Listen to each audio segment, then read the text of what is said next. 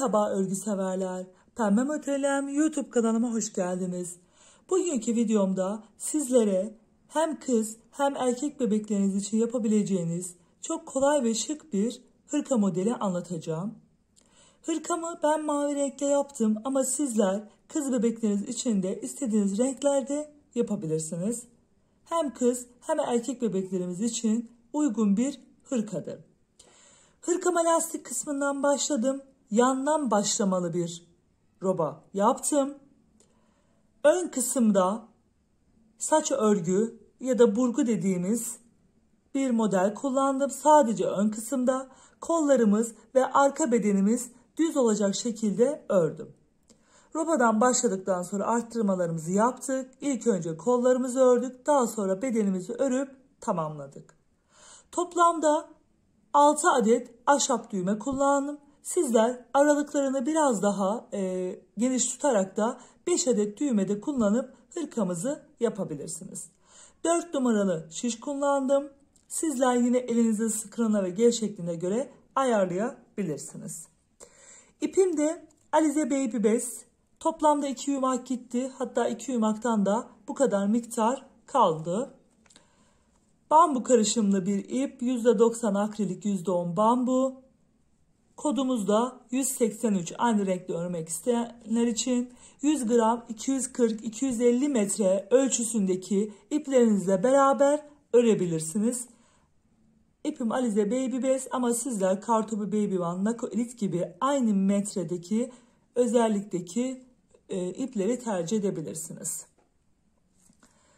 Hırkamızın şu genişliği 27 santim.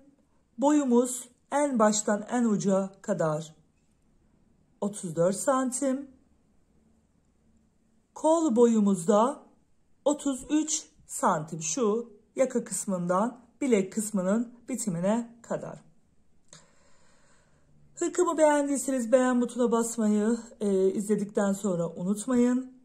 Beğeni ve yorumlarınızı desteklerseniz çok sevinirim. Şimdi hazırsak hırkamızın yapımına geçelim. Hırkamıza başlangıç aşamasında 85 ilmek ile başladım. Ve 4 numaralı şiş ve Alize Baby Best ip ile. Sizler de yine orta kalınlıkta bebe yünlerinizle beraber örgünüze başlayabilirsiniz. Toplamda 85 ilmeğimizi 6 sıra tekli lastik, yani bir düz bir ters olacak şekilde ördüm. Lastiğimizde başlangıç aşamasında ters ilmekle başladım ve ters ilmekle sonlandırdım. Bu şekilde yapmamın sebebi de kenar ilmekleri ön tarafta düz ilmek olarak gelmesi için. Şimdi yandan robalı bir hırka çalışmamız olduğu için her iki tarafta da lastik çalışmamızdan sonra ve burada da öncesinde arttırmalarımız olacak. Arttırmalarımız gizli bir şekilde olacak. Gizli arttırmalar yapacağız. Eğer sizler yerini başlangıç aşamasında belirleyemiyorsanız ayraçlarla beraber yapabilirsiniz. Şimdi başlangıç aşamasında 6 ilmeğimizi örüyoruz. Lastik olacak şekilde 1, 2, 3, 4, 5, 6. Bir düz bir ters olacak şekilde 6 ilmeğimi ördükten sonra bir gizli artırma yapacağım. Şu şekilde gizli artırmamızı yapıyoruz. Sonrasında kol için ilmeklerimi öreceğim. 1, 2, 3, 4, 5, 6, 7, 8, 9, 10, 11 ve 12. 12 ilmeğimi ördüm. Bir gizli artırma yapıyorum. Bir düz ilmek. Bir gizli artırma. Ve arkadaki ilmeklerimizi düz bir şekilde öreceğiz. Şimdi toplamda 20 ilmeğimizi düz örüyoruz. 1, 2, 3, 4, 5, 6, 7, 8, 9, 10, 11, 12, 13, 14, 15, 16, 17, 18, 19, 20. 20 ilmeğimizi düz bir şekilde ördük. Bir gizli artırma, bir düz ilmek, bir gizli artırma, kol için 12 ilmeğimi örüyorum.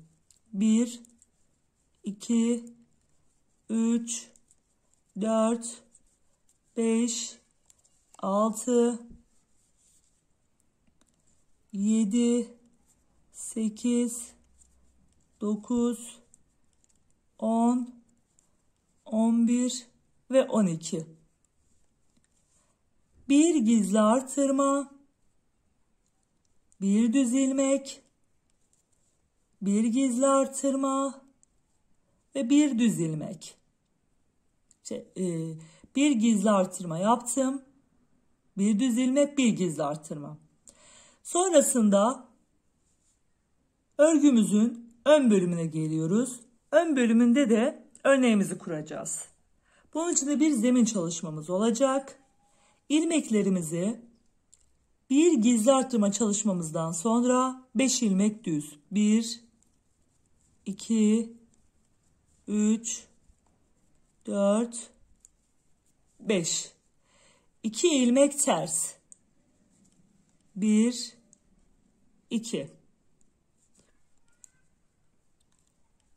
Daha sonra 12 ilmek düz. 1, 2, 3, 4, 5, 6, 7, 8, 9, 10, 11, 12. 12 ilmek düzümüzü ördükten sonra 2 ilmek tersimizi örüyoruz. 1, 2. Daha sonra yine 5 düzümüzü örüyoruz. 1, 2, 3, 4, 5. Bu tarafta da 2, 4, 6 ilmeğimiz kaldı. Bir gizli artırma yapıyoruz ve lastik örgümüzü örüyoruz. Bir düz, bir ters olacak şekilde 6 ilmeğimizi örüyoruz. Bu şekilde robomuzun ilk kuruluşunu yaptık. Ayrımlarını tamamladık. Örgümüzün arka tarafına geçiyoruz. Arka tarafında yine ilmeklerimizi 6 ilmeğimizi örüyoruz.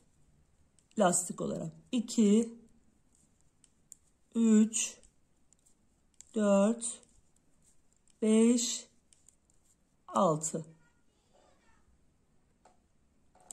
Şimdi burada arka tarafa geçiş yaptık. Burada bir düğme iliğimizi açacaktık. Onu unuttuk. Tekrardan geri dönelim. Şöyle düğme iliğimizi de açalım orada.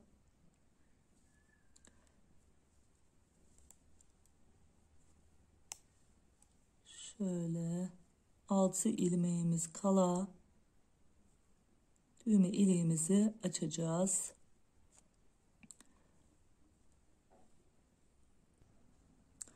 Altı ilmek lastiğimiz kaldı. Şimdi bir gizli artırmamızı yaptıktan sonra bir ters ve bir düz olarak 2 ilmeğimizi ördükten sonra bir dolama yapıyoruz. Ters öreceğimiz için şu şekilde yapalım. Ters. Şöyle şu şekilde. 2 ilmeği bir keselim. Daha sonra ters örelim. Ve bir düz örelim. Ve sıramızı tamamlayalım. Yani 2 ilmek ördükten sonra bir dolama yaptık. Daha sonra 2 ilmeğimi bir kestim. Sonrasında 2 ilmek daha örüp sıramı tamamladım. Arka yüzde ilmeklerimizi lastik örgüyle başladıktan sonra 1, 2, 3 doladığımız ilmeği de örüyoruz. 4, 5 ve 6. 6 ilmek lastiğimi ördükten sonra bir gizli artırmamı ters olarak örüyorum. Şöyle şu kısımdan ters olarak örüyorum. Daha sonra burada 5 düz ilmek örmüştük. Onları da ters örüyoruz. 1, 2, 3, 4, 5. 2 ters ilmek örmüştük. Onları da 2 düz ilmek örüyorum. 1, 2. Daha sonra 12 düz ilmeğimiz vardı. 12 ters örüyoruz. 1, 2, 3, 4, 5, 6, 7, 8, 9, 10, 11, 12. 12 ters ilmeğimizden sonra 2 düz ilmek örüyoruz. Daha sonra 5 ters ilmekle tamamlıyoruz. 1, 2, 3, 4, 5. Sonrasında bir gizli artırmamız vardı. O ilmeğimizi de ters örüyoruz. Bir düz ilmeğimiz vardı. Ters örüyoruz. Gizli artırmalarımızı ters örüyoruz. Bundan sonrasını 6 ilmek kalana kadar hep ters ilmeklerle örüyoruz. Sadece ön yüzümüzde modelimiz olacak. Diğer tarafta 6 ilmek sağda, 6 ilmek solda lastik çalışmamız ve gizli artırmalarımız olacak. Gizli artırmalarımızın da ters öreceğiz. Diğer ilmeklerimizin hepsi ters.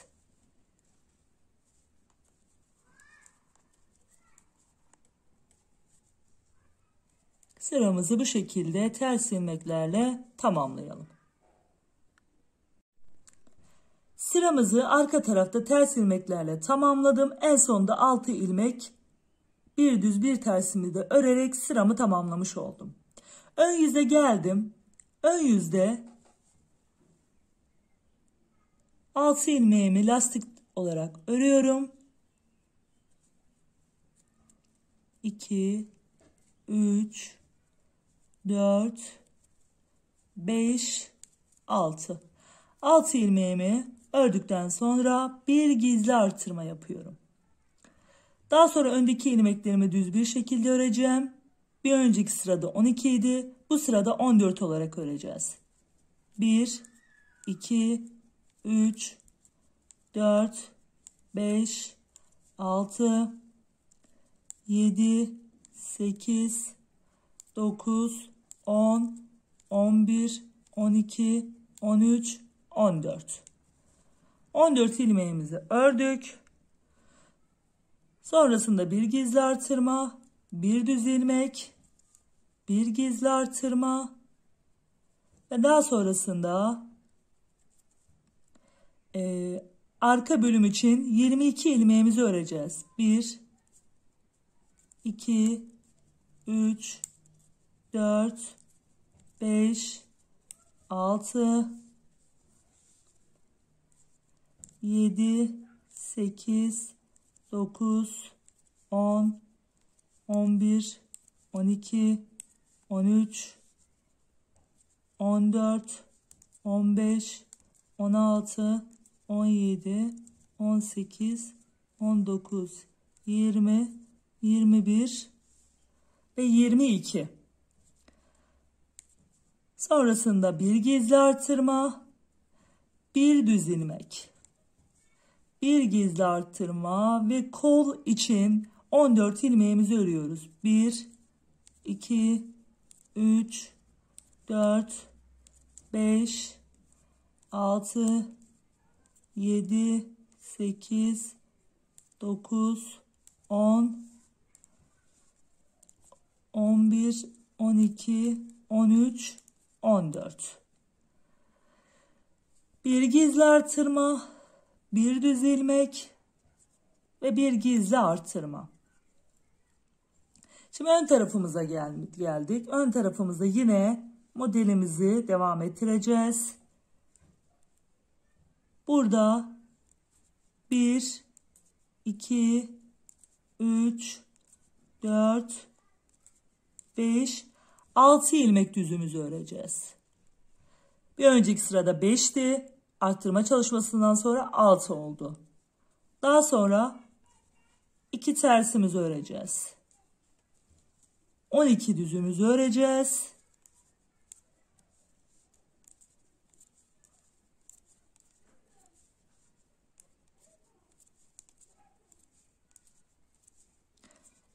Düzümüzü ördükten sonra yine 2 tersimizi örüyoruz. Daha sonra diğer tarafta da arttırma çalışmasıyla beraber 6 düzümüz olmuştu. 1, 2, 3, 4, 5, 6 ve bir gizli artırma ve ilmeklerimizi bir düz bir ters olarak örüyoruz. 6 ilmeğimizi örüp sıramı tamamladık.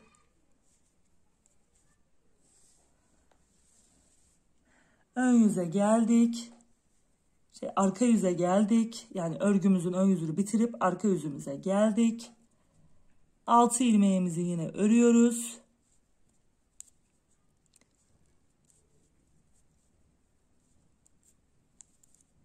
İki, 4, 5, 6.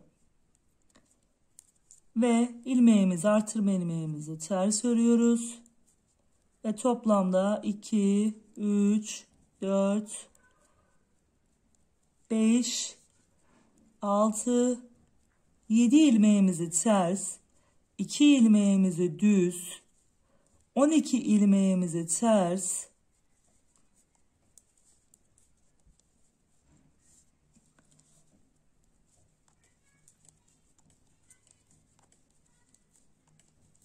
12 ilmeğimizi ters, 2 ilmeğimizi düz, daha sonra ilmeklerimizi 7 ilmeğimizi ters olacak şekilde örüp ön kısmımızı tamamlıyoruz. Daha sonra tüm ilmeklerimizi sıra sonunda 6 ilmek kalana kadar ters örüyoruz. 6 ilmek lastiğimizi de örüp ikinci artırım sıramı da bu şekilde tamamlamış oluyoruz. Şuraya kadar örelim. Daha sonra ön yüze gelelim. Ön yüzde yine arttırım çalışmalarımızı 6 ilmek lastikten sonra başlayalım. Tekrar ön kısma gelelim ve ön kısımda saç örgü çalışmamıza başlayalım. Ön sıraya geldiğimde ilmeklerimi arttırarak devam ettim gizli arttırmalarla beraber ve örgümün ön yüzüne geldim.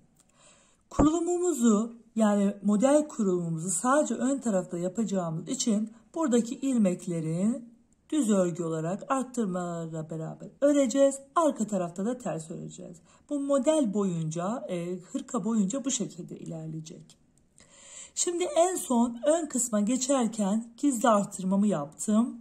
Daha sonra ilmeklerimi örüyorum. Kenardaki düz ilmeklerimi örüyorum. Buradaki ilmeklerimizde 12 ilmek olana kadar arttırma çalışmalarımızı yapacağız ve düz bir şekilde öreceğiz. Burada ilmeklerimi ördüm. 2 ilmek tersimi örüyorum. Öndeki 12 ilmeğin üzerinden model kurulumumuzu yapacağız. Daha sonra yandaki taraflarda 12'ye tamamlandığında daha sonra da orada da yine model kurulumumuzu yapacağız. Modelimizi hem önden hem arkadan kuracağız. Şimdi ilk sırasını yapalım. İlk sırasında 5 ilmeğimizi 12 ilmeğin 5 ilmeğini düz bir şekilde öreceğiz. 1, 2, 3, 4 ve 5. Herhangi bir burgu aparatıyla olabilir, küçük bir şişle olabilir. Buradaki ilmeğimizi alacağız. Ben de bir çorap şiş vardı, onu kullanmak istedim. Burgu aparatım yoktu. Şöyle alıyoruz ilmeğimizi sıradaki. Daha sonra sıradaki ilmeğimizi örüyoruz. Bu ilmeğimizi tekrar şişimize geçiriyoruz. Ve tekrar örüyoruz. 5 ilmek ördük. 6. ilmeğimizi şişimize aldık. Daha sonra sıradaki ilmeğimizi örüp şişimize aldığımız ilmeği tekrar şişimize geri takıp ördük. Ve 5 ilmek düzümüzü örüp tamamlıyoruz. 2 ilmek tersimi örüyorum. Ve sonrasında arttırma yerine kadar olan ilmeklerimi düz örüyorum. 2, 3, 4, 5, 6, 7, 2, 4, 6 ilmeğimiz kaldı. Bir gizli arttırma yapıyorum. Bir ters bir düz olarak yine örüp sıramı tamamlıyorum.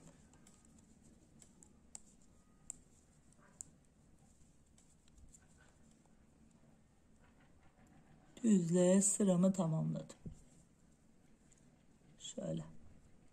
Daha sonra arka tarafa geçiyoruz. Şimdi arka tarafta da model kurulumumuzu yapacağımız için orada da yine göstereceğim. Daha sonrası diğer yerler yine aynı ters şeklinde örüp tamamlayacağız. 6 ilmeğimi lastik çalışmamızı yapıyoruz. 2, 3, 4, 5, 6. Sonrasında arttırdığımız ilmek dahil diğer ilmeklerimize ters örüyoruz. 1, 2, 3, 4, 5, 6, 7, 8 ilmeğimiz olmuş buradaki ilmeklerimiz. Daha sonra 2 düz ilmeğimizi örüyoruz.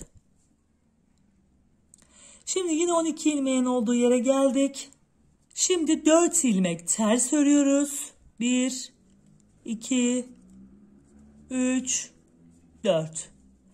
4 ilmek tersimizi ördükten sonra küçük bir şiş yardımıyla beraber şöyle olduğu gibi ilmeğimizi alıyoruz. Sıradaki ilmeğimizi örüyoruz. Ters olarak örüyoruz. Sıradaki ilmeğimizi şişimizdeki bu ilmeği yine buraya geçiriyoruz ve ters olarak örüyoruz. Tekrar sıradaki ilmeği alıyoruz.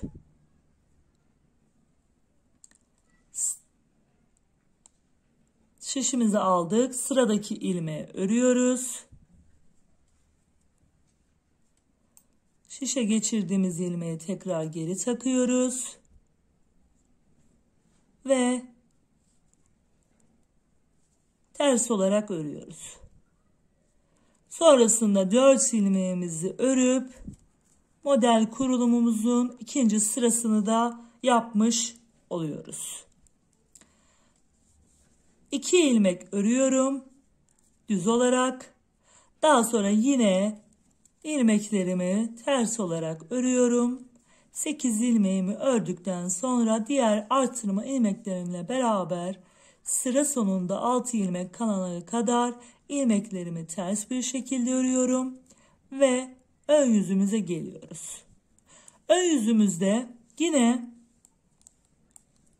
burası aynı olduğu için tekrar göstermeye gerek yok. Burayı yine lastik örgüden sonra düz örgülerle devam ettiriyoruz. Modelimizin ön kısmına gelince tekrar modelimizi kurmaya devam ediyoruz. Arka tarafta ilmeklerimizi ters örerek ve son 6 ilmeğimizi de lastik çalışması yaparak tamamladım ve 4. arttırma sırasına geldim. Bu sırada da yine ilmeklerimi düz bir şekilde gizli arttırmalarla beraber ördüm ve ön tarafa modelimin olduğu noktaya geldim. 4. arttırma sıramız modelimizin 3. sırası. Kenardaki arttırma ilmeğimizi yaptık. Daha sonra düz bir şekilde örüyoruz. 1, 2, 3, 4, 5, 6, 7, 8 ilmek. 2 tersimi örüyorum. İlk başlangıçta modelimize başlarken 5 düzden sonra modelimizi kurmuştuk. Ters tarafta 4 düzden sonra modelimizi kurmuştuk. Bu sırada da 3 düzden sonra modelimizi kuracağız. 1, 2, 3. 3 düz ilmeğimi ördükten sonra ilmeğimi alıyorum. Sıradaki ilmeğimi örüyorum. Daha sonra örmediğimi şişe geçiriyorum. Örüyorum. Sıradaki ilmeğimi şişe geçiriyorum örmeden. Sıradaki ilmeği örüyorum. Bu şişe geçirdiğimi tekrar şişe geri takıyorum. İkinci kez bu çalışmamızı yapıyoruz ve şişe taktığımız ilmeğimizi örüyoruz. Tekrar bir ilmek şişe alıyorum. Sıradaki ilmeğimi örüyorum. Şişe takıp örmediğim ilmeği tekrar geçirip örüyorum.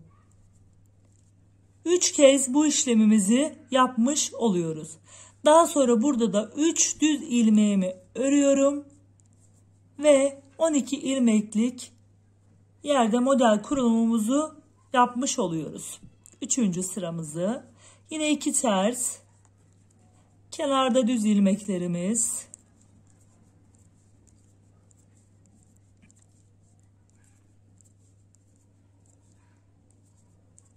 arttırma yerine kadar ilmeklerimi örüyorum.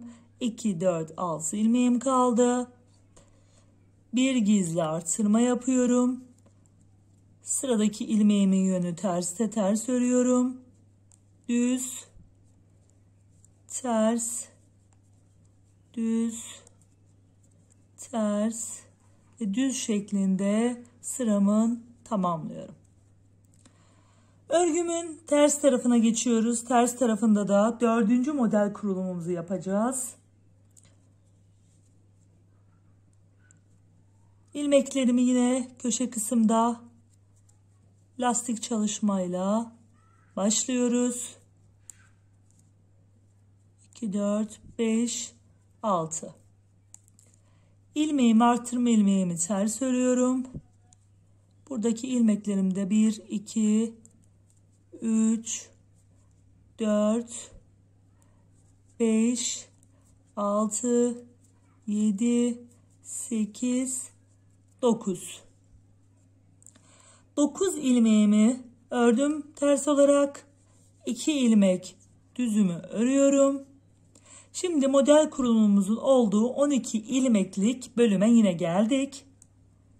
Burada şimdi bir önceki sırada 3 ilmek örüp modelimizi yapmıştık. Yine 3 ilmekle bitirmiştik. Şimdi 2 ilmek örüyoruz.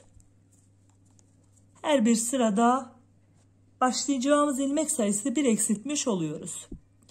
Daha sonra sıradaki ilmeği şişime geçirdim. İlmeğimi ters ördüm. Şöyle ters örüyorum. İlmeğimi şişe alıyorum tekrardan. İlmeğimi örüyorum. Birinci kez bu işlemi yapmış oluyoruz. Tekrar şişimdeki ilmeği alıyorum örmeden. sıradaki ilmeği örüp bu şişimdeki ilmeği tekrar yerine takıyorum. Şöyle tekrar yerine takalım ve örüyoruz. İkinci kez yaptık işlemimizi. Tekrar şişimi alıyorum. Sıradaki ilmeği örüyorum. Örmene aldığım ilmeği şişe geçiriyorum ve onu da örüyorum. Tekrar sıradakini alıyorum şişime. Tekrar örüyorum sıradakini. Şişime aldığımı tekrar yerine geçiriyorum ve örüyorum. 4 kez bu işlemi yapmış olduk ve 2 ilmek tersle de burayı bitirmiş olduk. Sonrasında 2 ilmek düzümüzü örüyoruz. İlmeklerimizi ters bir şekilde örmeye devam ediyoruz. Arttırma ilmeklerimizle beraber bu şekilde ilerliyoruz. Artırdığımız ilmekleri ters olarak örüyoruz. Bu taraftaki yaptığımız işlem aynı. Sıra sonundaki lastik örgümüzü de yapıyoruz. Ve örgümüzün ön yüzüne geliyoruz. Ön yüzü 5. artırım sıramız. 5. artırım sıramızda aynı şekilde lastik örgü ve düz örgülerle devam ediyor. Gizli artırmalarımızı yapıp tekrar modelimizin olduğu ön sıraya geliyorum. Robamızın 5. arttırım sırasını lastikle başladım. Yine önden düz ilmeklerle ve gizli arttırmalarla beraber ön kısma geldim. Modelimizin de 5. sırası. Bir önceki sırada 2 ilmek düz örüp modelimizi yapmıştık. Yine 2 ilmekle bitirmiştik. Bu sırada ise 1 ilmek örüp modelimizi o şekilde kuracağız. Yine gizli artırmamı yaptım. 1, 2, 3, 4, 5, 6, 7, 8, 9 ilmek düzümü ördüm. Buradaki ilmeklerimiz 9'a ulaştı. Şimdi dönüşte gizli arttırmayla beraber 10 ilmeğimiz olmuş olacak. 2 ilmek tersimi örüyorum. 1 ilmek düzümü örüyorum. 12 ilmeğin ilk ilmeğini ördüm. Yine sıradaki ilmeğimi şişime aldım. Örmeden sıradaki ilmeği düz bir şekilde örüyoruz. Daha sonra tekrar şişime geçiyorum örmediğim ilmeği. Onu da örüyoruz ve ilk çalışmamızı yapıyoruz. Sıradaki ilmeğimi alıyorum şişime. Örmeden sıradaki ilmeği örerek alıyorum. Örmediğimi tekrar şişe geri takıyorum ve örüyorum. İkinci çalışmamızı yaptık. Üçüncü çalışmamız için sıradakini şişe alıyorum. Şiştekini örüyorum. Örmediğimi tekrar geri takıp onu da düz bir şekilde örüyoruz. Tekrar sıradaki ilmeğimizi şişimize alıyoruz. Sıradakini örüyoruz. Örmediğimizi geri takıp tekrar örüyoruz. Mantık çok basit aslında. Tekrar ve son kez sıradaki ilmeğimizi alıyoruz. Şişimize sıradaki ilmeğimizi örüyoruz. Buradaki ilmeğimizi tekrar geri takıp örüyoruz. Bu şekilde bir ilmeğimiz de kaldı. Onu da örüp modelimizi önden yapmış oluyoruz. Daha sonra 2 ilmek tersimi örüyorum.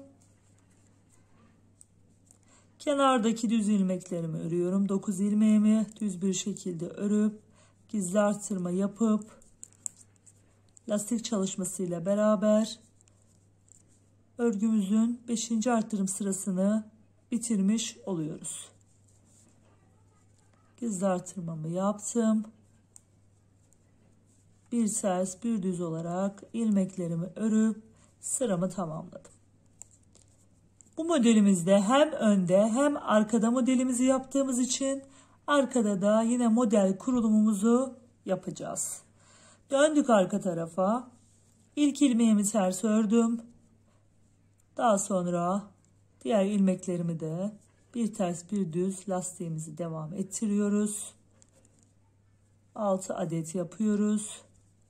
Sonrasında artırma ilmeğimizle beraber ilmeklerimizi ters örüyorum. Buradaki ilmeklerimizin sayısı da 10'a ulaştı. 12'ye ulaşana kadar düz bir şekilde devam edeceğiz. 2 ilmek tersimi ördüm. Bir önceki sırada bir ilmek örüp modelimi kurmuştum. Bu sırada hemen ilk ilmeğimizle beraber modelimizi kuracağız. İlk ilmeğimi şişime aldım. Örmeden sıradaki ilmeğimi ters olarak örüyorum.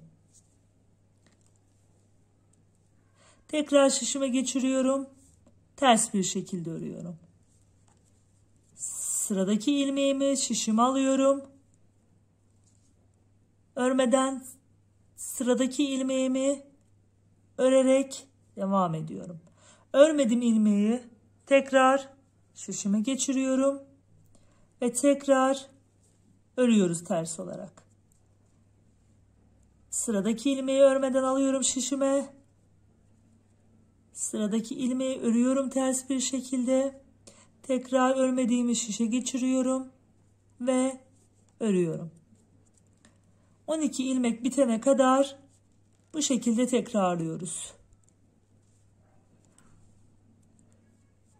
Tekrar şişime geçirdim.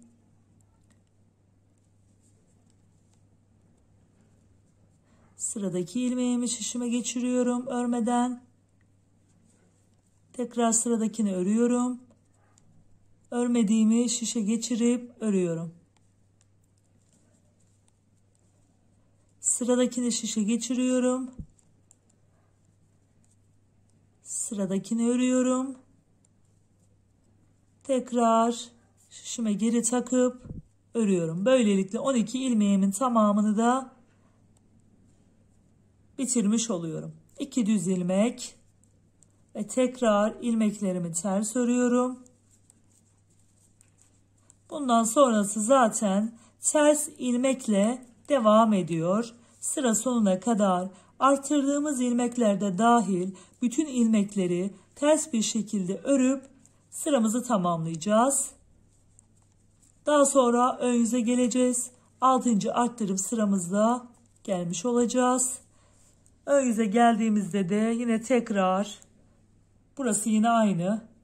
Tekrardan yine ön bölüme kadar örüp geleceğiz. Önümüzün de çalışmamızın da görüntüsü bu şekilde. Şöyle de göstereyim. Bu şekilde olacak. 6. arttırma sıramı yapıp yine modelimin olduğu yere kadar geldim. Ve model sıramızda da 7. sıramızı yapacağız. Yine ortadaki ilmeklere modelimizi uygulayacağız. Kenardaki ilmeklerimizi örelim. Kenardaki düz ilmeklerimizi. Buradaki ilmekler de 12 ilmeğe çıkana kadar düz bir şekilde öreceğiz.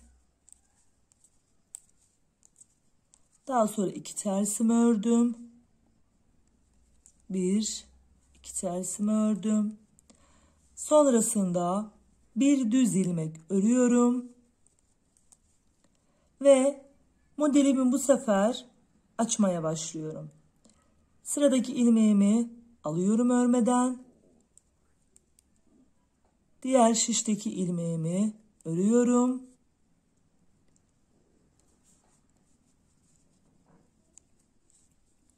Daha sonra buradakini şişe geçiriyorum. Örüyorum. Sıradaki ilmeği örmeden alıyorum. Sıradakini örüyorum. Örmediğimi şişe geçiriyorum. Örüyorum. Tekrar sıradakini alıyorum örmeden. Sıradakini örüyorum, şiştekini. Örmediğimi şişe geçirip tekrar örüyorum.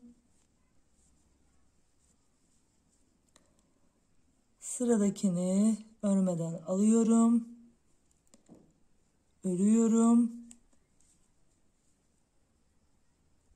Tekrar şişe geçiriyorum. Örüyorum. Burada 3 ilmeğimiz kaldı. Son kez yapıyoruz. Örmeden alıyorum. Örüyorum sıradakini. Şiştekini geçiriyorum şişime. Örüyorum. Ve bir düz ilmek daha örüp sıramı tamamlamış. Örneğimi, buradaki modelimi tamamlamış oluyorum 7. sırasını. Daha sonra 2 ters örüyoruz. Sonrasında düz örgülerimizi örelim. 1, 2, 3, 4, 5, 6, 7, 8, 9, 10. 10 ilmek düzümüzü ördük. Yine bir gizli artırmamızı yapıyoruz. Sonrasında 6 ilmeğimizi bir ters bir düz olarak örüp sıramızı tamamlamış oluyoruz.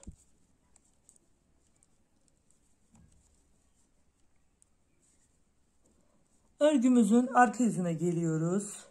Arka yüzde de yine 6 ilmeğimizi bir düz bir ters olarak örüyoruz.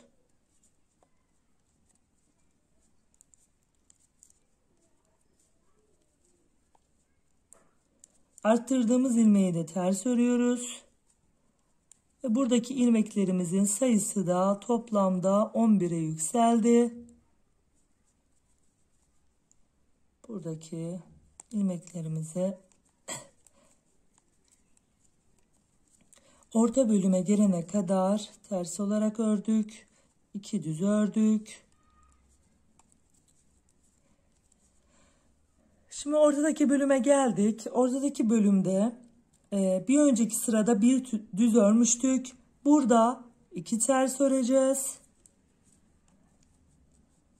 Daha sonra şişimizdeki ilmeği alacağız. Örmeden sıradaki ilmeğimizi ters öreceğiz. Örmediğimizi şişe geri takacağız. Onu da ters öreceğiz. Sıradaki ilmeğimi şişe takıyorum. Örüyorum. Daha sonra şiştekini tekrar geri takıyorum. Örüyorum. Sıradaki ilmeği örmeden alıyorum.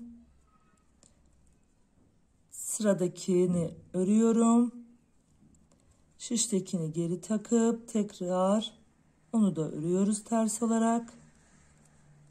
Sıradakini alıyorum. Ve sıradaki ilmeği örüyorum. Ve örmediğimi şişe geçiriyorum. Tekrar örüyoruz ve burada da 2 ters ilmeğimiz kaldı. Daha sonra 2 düzümü örüyorum. Sonrasında ters ilmeklerimi örüyorum. 10 ters ilmeğimi ördükten sonra arttırma ilmeğimi de ters örüyorum. Toplamda buradaki ilmek sayım da 11'e yükselmiş olacak.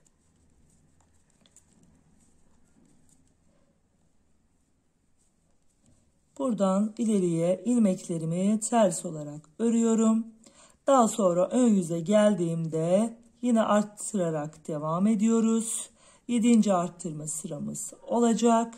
Yine modelli kısmımız yani ön kısmımıza gelene kadar ilmeklerimi düz bir şekilde örüp kenardaki 6 ilmeğimi de lastik örüp tamamlayacağım. 7. arttırma sırama başlayıp yine ön tarafın olduğu yere geldim ve ilmeklerimi yine buradaki ilmeklerimi arttırma ilmeğinden sonra düz bir şekilde örüyorum. Arttırma ilmeğimizden sonra 11 ilmek düz örüyoruz. Arka tarafta buradaki ilmeğimizi de 12 ilmek düz yapmış oluyoruz. 2 ilmek ters öreceğiz. 9. model sıramıza başlayacağız. 2 ilmek ters ördükten sonra arka tarafta 2 ters ördükten sonra modelimizi yapmıştık. Şimdi burada 3 düz örüp yapacağız. 1, 2, 3. 3 düz örüyoruz. Sıradaki ilmeğimizi örmeden alıyoruz. Şişimizdeki ilmeği, sıradaki ilmeği örüyoruz. Buradaki ilmeği şişe geçiriyoruz. Daha sonra örüyoruz. Sıradaki ilmeği örmeden alıyoruz. Sıradaki ilmeği örüyoruz. Şişimizdekini şişe geçirip örüyoruz. Sıradaki ilmeği örmeden alıyoruz. Sıradaki ilmeğimizi örüyoruz. Örmediğimizi şişe geçiriyoruz ve örüyoruz. Burada da 3 ilmek düzümüz kalmış oluyor.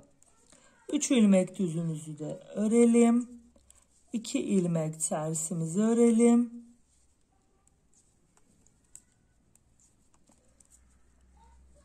Daha sonra buradaki 11 ilmeğimizi düz olarak ördükten sonra artırma ilmeğimizle ve lastik örgümüzle sıramı tamamlamış oluyoruz.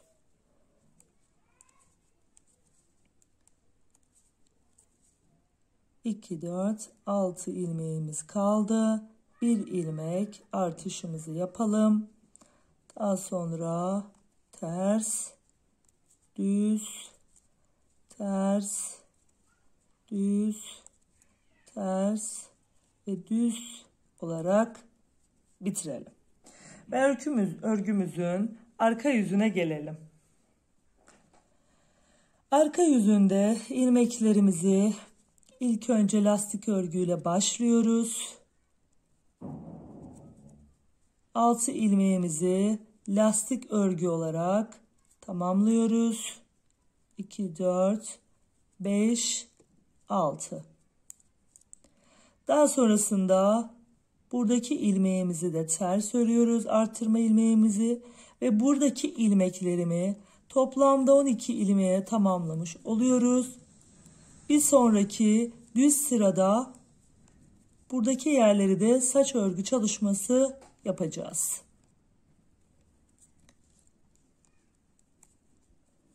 Dokuzuncu model sıramızı yapmıştık. Bu sıramızda da ortadaki 12 ilmek için 10. model sıramı yapacağım. Arka tarafta 3 örüp yapmıştık. Burada 4 ters örüp 1, 2, 3, 4. Daha sonra sıradakini şişime alıyorum. Ters bir şekilde örüyorum.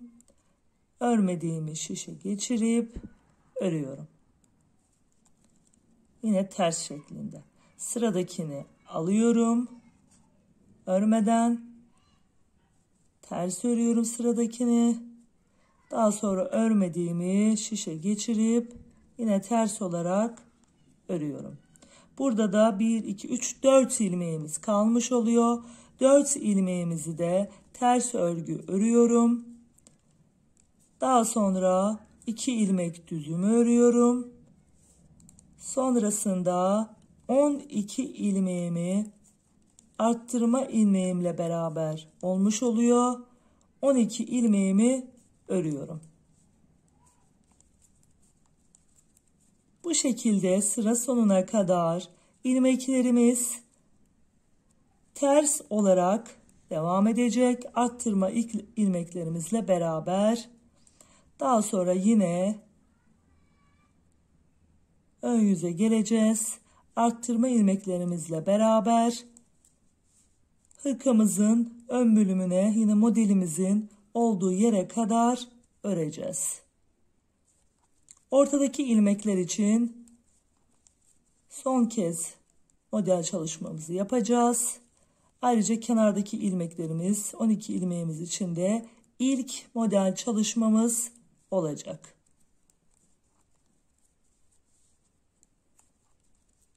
Bu şekilde ilerleyelim. Örgümüzün ön yüzünde patımızı yaptıktan sonra yine arttırmalarımızla beraber ilmeklerimi düz örerek ön yüze geldim. Ön yüzde de arttırma ilmeğimden sonra ilk ve şu sondaki düz ilmeklerimiz toplamda 12 ilmek olmuş oldu. Şimdi burada da yine saç örgü çalışmasına başlayacağız. Arttırma ilmeğimi yaptım. Arttırma ilmeğimden sonra 5 ilmek örerek 1, 2, 3, 4, 5. 5 ilmek düzümüzü ördükten sonra bir ilmeğimizi örmeden alıyorum. Sıradaki ilmeğimi örüyorum. Tekrar şişimize geri takıp buradaki ilmeğimizi de örüyoruz. Daha sonra 5 ilmek düzümüzü örüyoruz.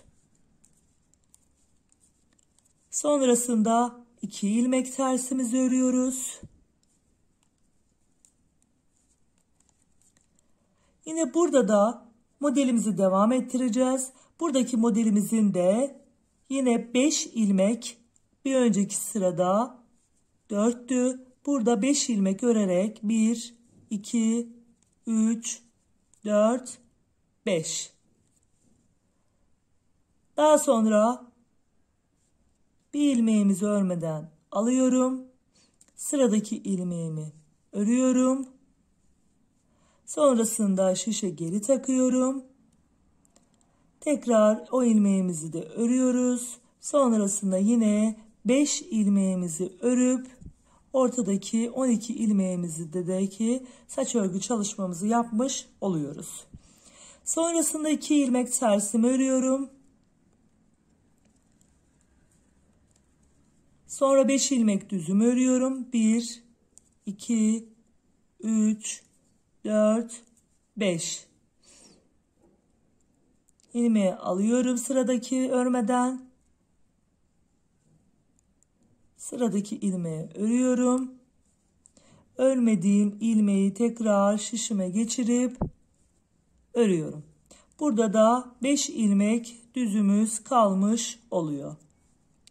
5 ilmek düzümüzü de örüyoruz. Sonrasında bir ilmek gizli artırmamızı yapıyoruz. Ve 6 ilmeğimizi bir ters bir düz olarak örüyoruz. Bu şekilde örgümüzün ortasındaki saç örgü çalışmasını tamamladık. Arka tarafta artık hiçbir saç örgüsü çalışması yapmayacağız. Şu orta bölümdeki 12 ilmeğin olduğu yeri önden düz, arkadan ters olarak örmeye devam edeceğiz. Buradaki ilmeklerimizi yine saç örgü çalışması, burgu çalışması yapmaya devam edeceğiz. Şimdi arka tarafa geçiyorum. Arka tarafta ilk 6 ilmeğimi patımızı örüyoruz. 2, 3, 4, 5, 6. 6 ilmeğimi ördüm. Şimdi buradaki ilmeklerimiz 12 ilmeğe ulaşmıştı ve her defasında arka taraftan ters örerek ortaya dahil ediyorduk. Artık 12 ilmeğimiz olduğu için buradaki ilmeğimizi arkadan düz olarak öreceğiz. Düz olarak ördüm. Daha sonra ortada model çalışmamızı yapacağız. 4 tersimi örüyorum. 1, 2, 3, 4. Sıradaki ilmeğimi örmeden alıyorum. Sıradaki ilmeğimi örüyorum. Daha sonra şişime geçiriyorum ve ters olarak örüyorum. Sıradaki ilmeğimi alıyorum örmeden, ters olarak örüyorum. Sıradaki ilmeğimi, şişimdeki ilmeği geri takıyorum ve onu da örüyorum. Yani 2 kez burgu çalışması yapmış oluyoruz. Daha sonra 1, 2, 3, 4 ters ilmeğimi örüyorum. 2 düz ilmeğimi örüyorum. Ve ortadaki 12 ilmekte herhangi bir işlem yapmıyoruz.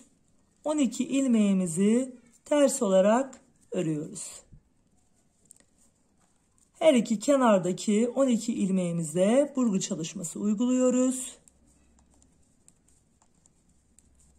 12 ilmeğimizi ördük. İpimizin yönünü değiştiriyoruz. 2 ilmek düzümüzü örüyoruz.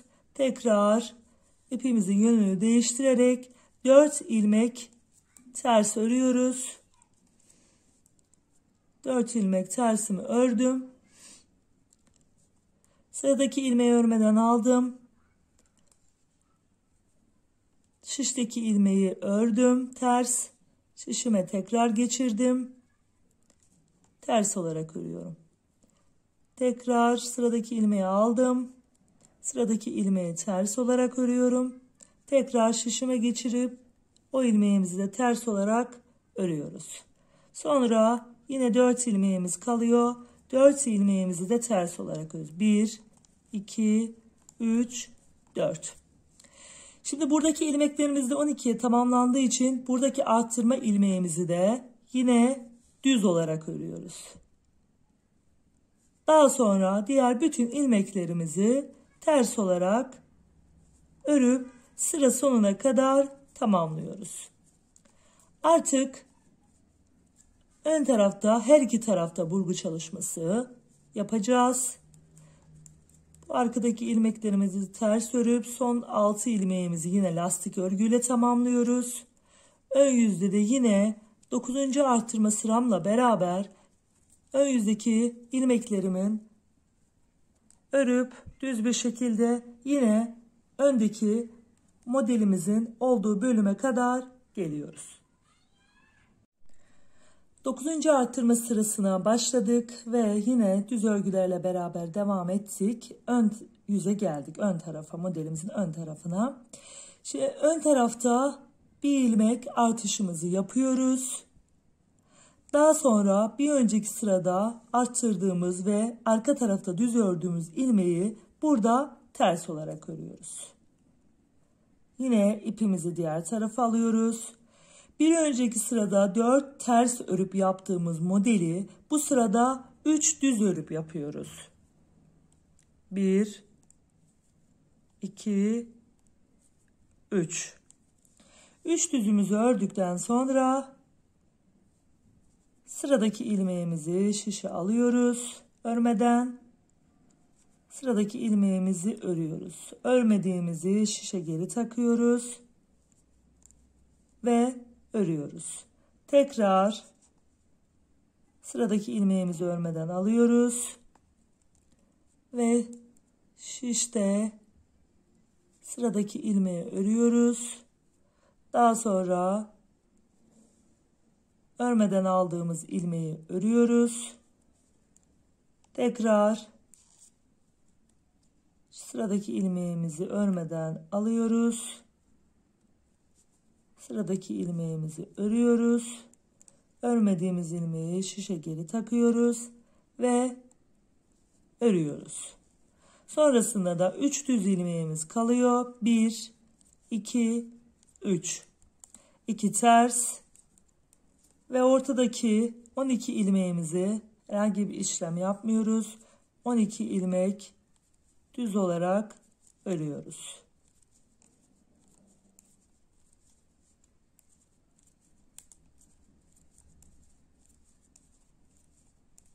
...12 ilmeğimizi örüp tamamladıktan sonra ipimizin yönünü değiştiriyoruz. 2 ilmek tersimi örüyorum. Yine 12 ilmeklik bölüme geldim. Burada 3 düz örüyorum. 1, 2, 3. Ve örmeden ilmeğimi şişime alıyorum. Sıradaki ilmeği örüyorum. Şişime geçiriyorum. Tekrar sıradaki ilmeği örüyorum. Örmeden alıyorum. Sıradaki ilmeği örüyorum. Şişime geçiriyorum.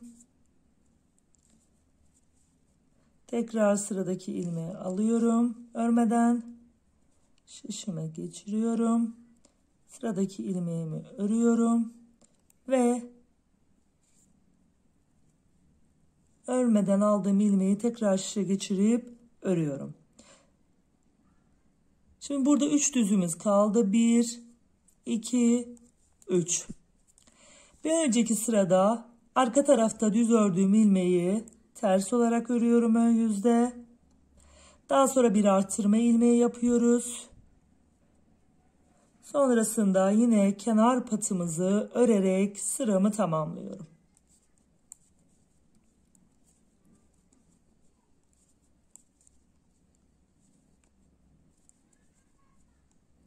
Daha sonra arka tarafa geliyoruz. Modelimiz bu şekilde, görünüşü bu şekilde ilerliyor. Şimdi örgümüzün arka tarafına yine tekrardan geliyoruz. Arka tarafında yine lastik örgüyle patımızı başlıyoruz. 1, 2, 3, 4, 5, 6. Lastik örgüyle patımıza başladık. Şimdi buradaki ilmeğimizi, artırma ilmeğimizi de düz örüyoruz. Sıradaki ilmeğimizi de düz örüyoruz. Daha sonra ipimizin yönünü değiştirip 2 ilmek ters örüyoruz. Sıradaki ilmeği örmeden şişimize alıyoruz. Sıradaki ilmeği ters örüyoruz. Örmeden aldığımız ilmeği geri takıyoruz. Örüyoruz ters olarak. Sıradaki ilmeği örmeden alıyoruz. Sıradaki ilmeği örerek örmeden aldığımız ilmeği tekrar şişe geçirip örüyoruz. Burada da yine 12 ilmeğin ilmeklik bölümdeki ilmeklerimiz 12 ilmek kalana kadar bu işlemi yapıyoruz.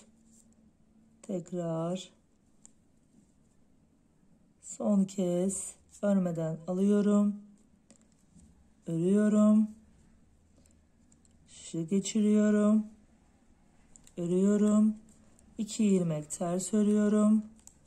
2 ilmek düz örüyorum. Daha sonra 12 ilmeği ters olarak örüyorum.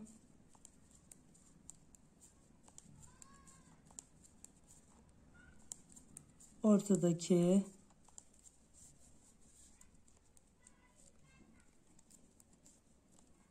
12 ilmeği ters ördüm. 2 ilmek düzümü ördüm. Yine diğer taraftaki burgu çalışması için 2 tersimi örüyorum. Örmeden şişimi alıyorum.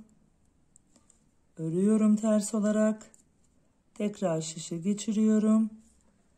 Örüyorum. Örmeden alıyorum.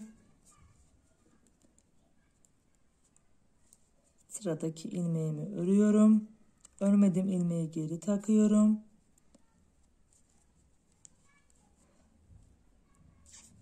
Tekrar işlemi sürekli tekrar ediyoruz. 2 ilmek kalana kadar işlemimizi tekrar ediyoruz. Tekrar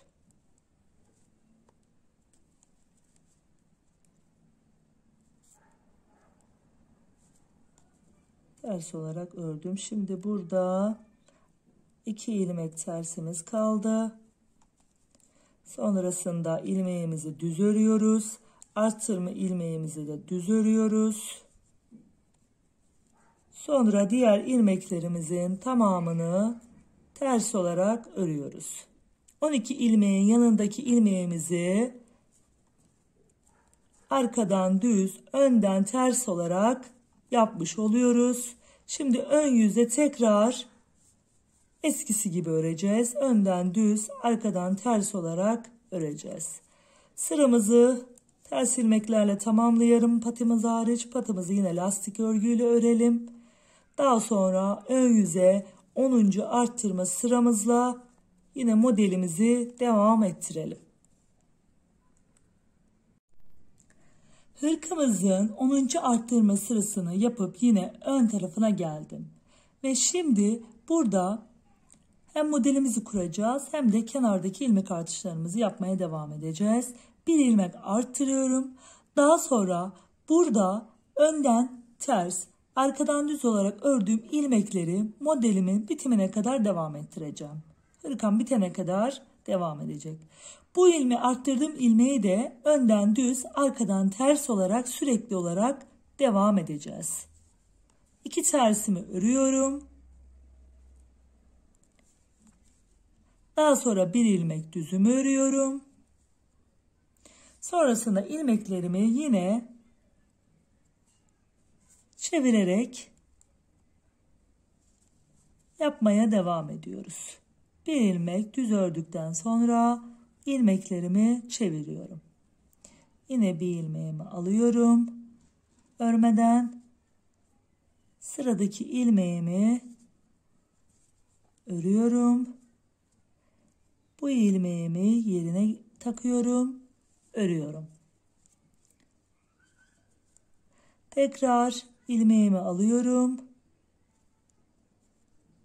Şöyle şu şekilde. Daha sonra sıradaki ilmeği örüyorum.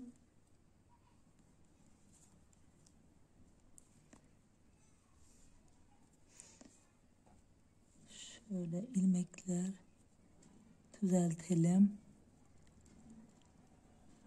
Sıradaki ilmeğimi örüyorum. Örmediğim ilmeği şişe geri takıyorum ve örüyorum.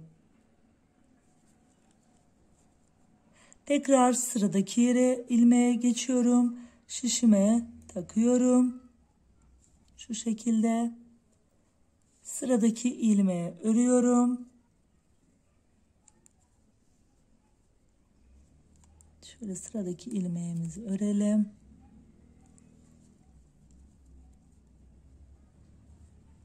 Daha sonra şişime tekrar geri takıyorum.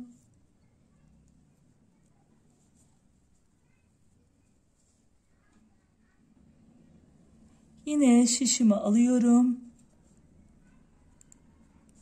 İlmeğime geçiriyorum örmeden. Sıradaki ilmeğimi örüp tekrar geri takıyorum örmediğimi. Sıradaki ilmeğimi örüp 12 ilmeklik bölümü tamamlamış oluyorum. Daha sonra 2 ilmek tersimi örüyorum.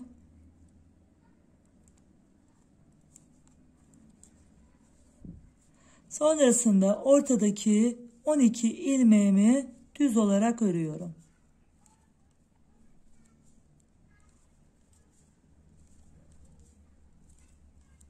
Ortadaki 12 ilmeğimize herhangi bir işlem yapmıyoruz. Kenardaki burgu çalışmalarımız bittikten sonra yine tekrar ortadaki bölüme başlayacağız burgu yapmaya. 2 ilmek tersimi örüyorum. Bir ilmek düzümü örüyorum. Sonrasında sıradaki ilmeğimi alıyorum. Örüyorum.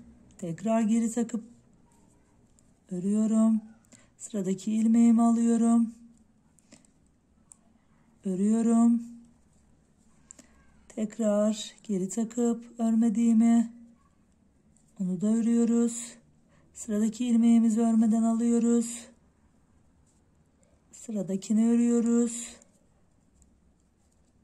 Tekrar şişe geçirdiğimizi yerine takıyoruz. Tekrar alıyoruz. Sıradakini örüyoruz. Şişe geçirelim. Örelim. Sıradaki ilmeğimizi alıyoruz. Şişimize tekrar sıradaki ilmeğimizi örüyoruz. Şişimize geri takıyoruz. Örüyoruz. Ve bir ilmek kalınca da son ilmeğimizi örüyoruz. Daha sonra 2 tersimizi örüyoruz. Burası da yine modelimizin bitimine kadar devam edecek olan 2 ilmeğimiz. Burada bir artırma yapıyoruz. Bu ilmeğimizi de artık arttırma ilmeklerimizi önden düz, arkadan ters olarak öreceğiz. Herhangi bir farklılık yapmayacağız. Yine eskisi gibi önden düz, arkadan ters olarak öreceğiz. Arttırma ilmeğimizden sonra 6 ilmek lastiğimizi de örüp sıramı tamamlıyorum. 10. arttırma sıramı da bu şekilde tamamladım. Şöyle tekrardan ilmeği alalım. Sonra önüne geçtik. Şimdi arka tarafına, örgümüzün arka tarafına geçtik. Arka tarafında da lastik çalışmamızı yapacağız.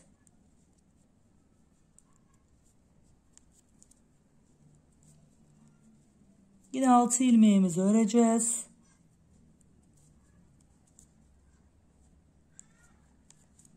İki, 4, 6 ve artırma ilmeğimizi ters olarak öreceğiz.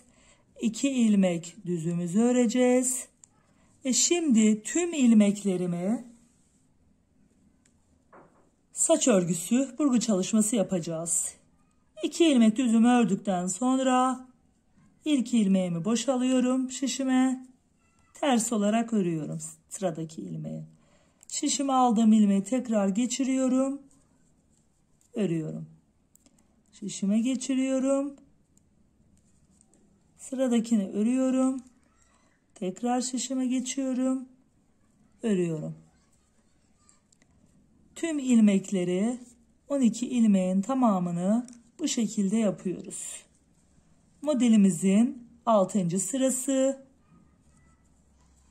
arttırmamızın da 10. sırasının arka yüzü. Bu şekilde modelimizi, 12 ilmeklik modelimizi tamamlıyoruz.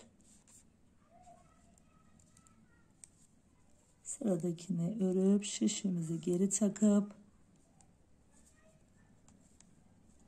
tekrar sıradakini alıp örüyoruz. Şişimizi geri takıyoruz.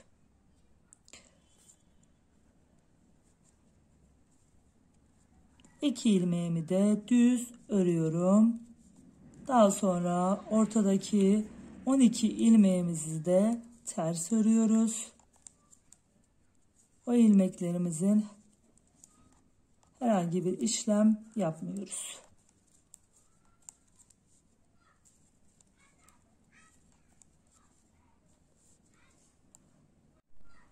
İki ilmek düz ilmekle devam ediyorum. Sonra yine 12 bölümlük olan ilmeklik olan bölüme geldik. İlk ilmeği örmeden alıyorum. Sıradaki ilmeği örüyorum. Şişime geçiriyorum. Örüyorum. Sıradaki ilmeği şişime geçiriyorum. Daha sonra örüyorum. Ve tekrar örmediğim ilmeği geri takıp örüyorum. Sıradaki ilmeği örüyorum. Sıradaki ilmeği örmeden alıyorum şişime. Sıradaki ilmeği örüyorum. Şişe tekrar geçirip örgüme devam ediyorum. Bu şekilde tüm ilmeklerimizi çeviriyoruz.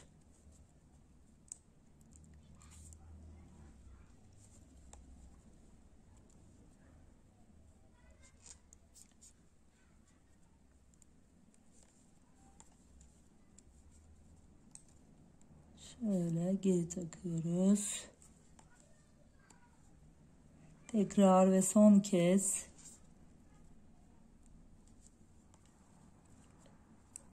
çevirme işlemimizi yapıyoruz ve 12 ilmeğimizi tamamlıyoruz. Daha sonra 2 ilmek düz ilmeğimizi örüyoruz. Sonrasında artık arttırma ilmeklerimize dahil tüm ilmeklerimizi ters olarak örüyoruz. Sıra sonuna kadar patımız hariç tüm ilmeklerimizi ters örüyoruz. Son 6 ilmeğimizi de lastik çalışmasıyla beraber tamamlıyoruz. Böylelikle 10. arttırma sıramızı da tamamlamış oluyoruz.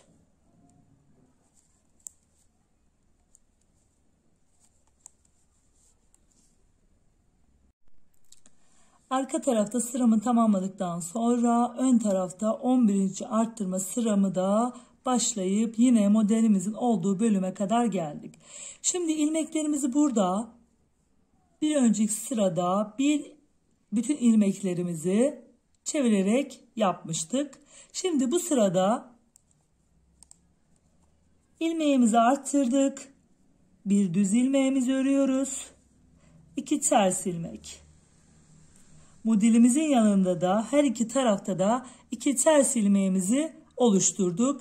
Ters ilmeklerin her iki tarafında da düz ilmeklerle devam ediyoruz. Düz ilmekler, artış ilmeklerimizi önden düz, arkadan ters olarak örüyoruz. Yani şurada 3 grup saç örgünün ortalarında 2'şer ilmek önden ters olarak ördüğümüz ilmeklerin şu kenardaki grupların yanında da 2'şer ilmek ters var. Daha sonra ki arttırdığımız ilmeklerde düz bir şekilde ilerleyecek. Sadece şu 3 grupta saç örgümüz olacak. Diğer yaptığımız şeylerde, düz örgüde saç örgüsü çalışması olmayacak. Şimdi burada bir ilmek düzümüzü 2 tersten sonra örüyoruz. Daha sonra yine ilmeğimizi örmeden alıp ilmeklerimizi bir ilmek kalana kadar düz ilmeklerimizi çeviriyoruz. Bu şekilde bir ilmeğimizi örmeden alıyoruz. Sıradaki ilmeğimizi örüyoruz. Örmeden aldığımız ilmeği de örüyoruz. Tekrar şişimize geçirip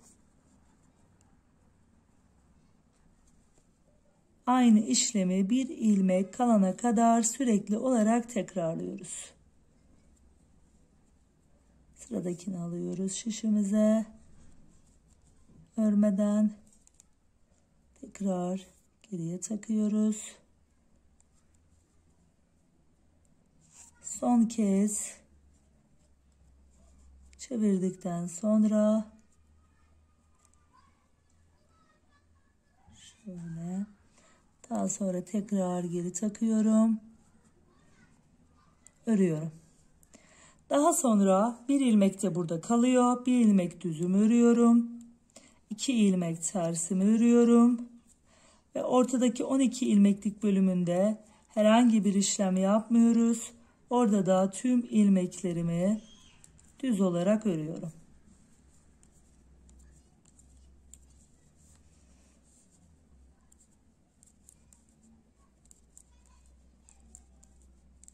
Daha sonra arka tarafta ters olarak 2 ilmek örüyoruz. Şu yan tarafa geçtiğimizde 2 ilmek ters örüyoruz. Daha sonra bir ilmek yine düz bir şekilde örüyoruz. Sonrasında yine ilmeklerimizi çevireceğiz. Yine bir ilmek örmeden alıyoruz. Sıradaki ilmeğimizi örüyoruz. Örmeden aldığımız ilmeği geri takıyoruz ve onu da örüyoruz. Sıradaki ilmeğe şişe alıyoruz. Örmeden örüyoruz. Tekrar geri takıyoruz. Örmeden aldığımız ilmeği örüyoruz. Tekrar şişe geçir. Ör. Örmeden aldığın ilmeği şişe tak ve onu da ör. Ve son kez işlemimizi yapıyoruz.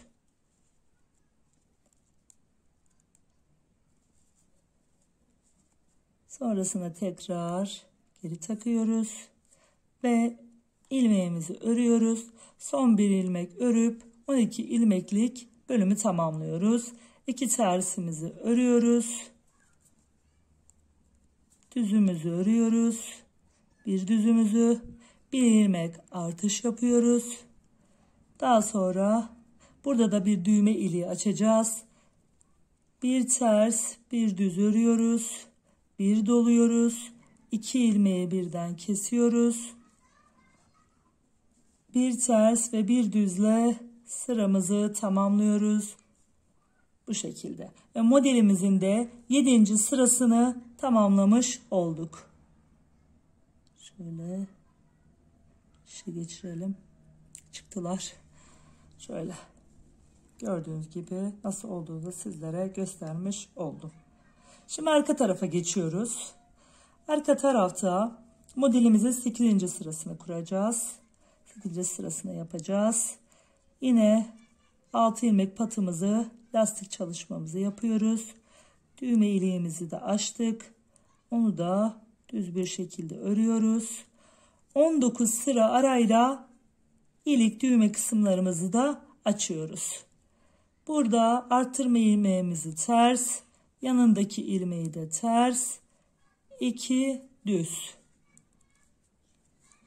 Bir önceki sırada bir ilmek düz örüp modelimizi yapmıştık. Şimdi 2 ilmek ters örüp modelimizi yapıyoruz.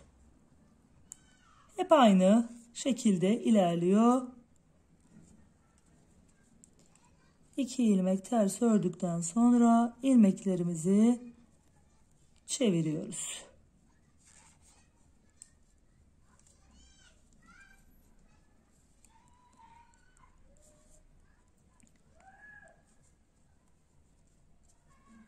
Tekrar sıradaki ilmeği şişimizi örmeden alıyoruz. Çeviriyoruz. Sıradaki ilmeği örmeden alıyoruz. Sıradaki ilmeği çeviriyoruz. Bu şekilde. 2 tersimizi de örüp tamamladık. Daha sonra 2 düzümüzü örüyoruz. Şu ön tarafta herhangi bir işlem yapmıyoruz. 12 ilmeklik bölümde ikinci, oradaki ilmeklerimizi ters olarak örüyoruz.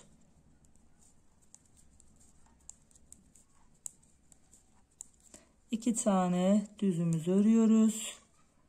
Yine burada da 2 ilmek örüp burgu çalışmamızı yapacağız. 2 ilmek tersimi örüyorum. İlmeğimi benden tarafa alıyorum. Sıradaki ilmeği örüyorum. Örmediğim ilmeği tekrar geri takıyorum. Bu şekilde 2 ilmek ters örüp diğer ilmeklerimizi çeviriyoruz. Saç örgümüzü bu şekilde yapıyoruz.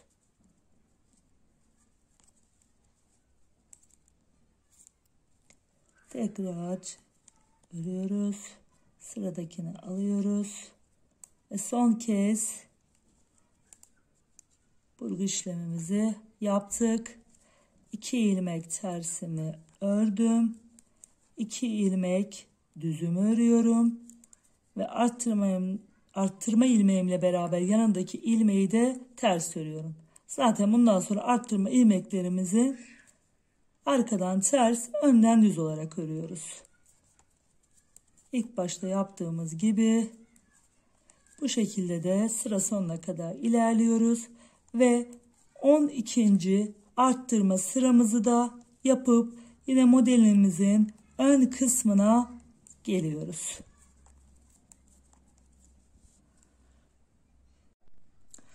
...12. arttırma sıramı yapıp yine modelimin ön yüzüne, ön tarafına geldim.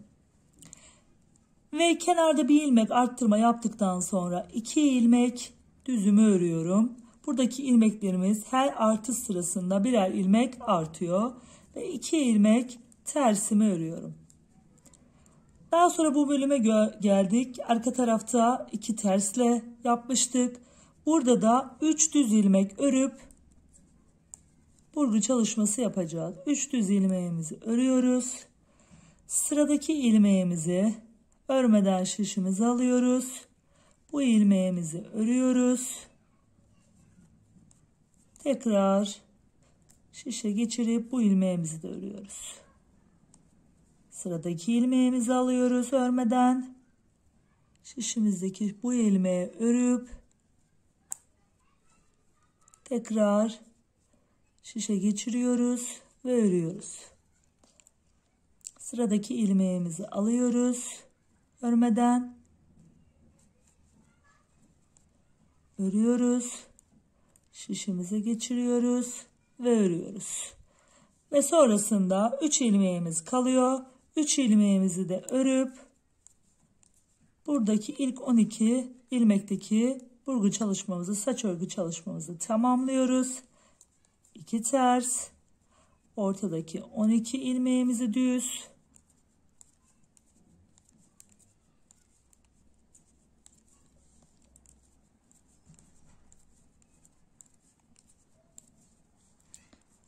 daha sonra yine 2 ters,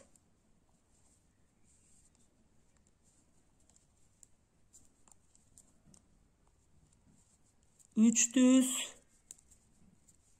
Modelimizi kurmak için ilmeğimizi alıyoruz. Sıradaki ilmeğimizi örüyoruz. Tekrar geri takıyoruz ve örüyoruz. Alıyoruz. Sıradaki örüyoruz. Tekrar geri takıp onu da örüyoruz.